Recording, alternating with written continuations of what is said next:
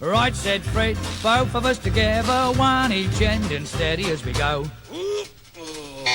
Tried to shift it, couldn't even lift it, we was getting nowhere, and so we had a cup of tea, and right, said Fred, give a shout for Charlie, up comes Charlie from the floor below.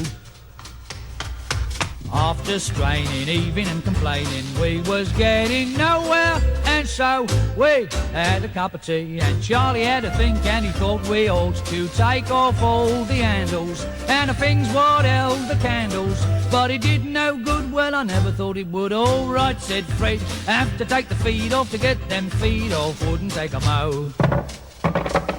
Took its feet off, even took the seat off, should have got us somewhere, but no. So Fred said, let's have another cup of tea, and we said, righto.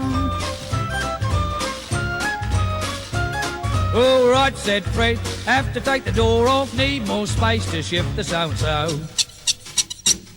Had bad twinges, taking off the inches, and it got us nowhere, and so we had a cup of tea, and right, said Fred, have to take the wall down, that there wall is gonna have to go.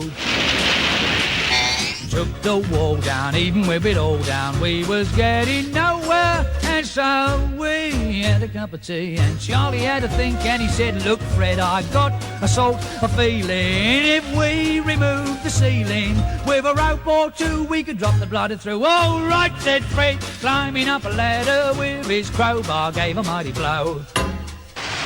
Was he in trouble? Half a ton of rubble landed on the top of his dome.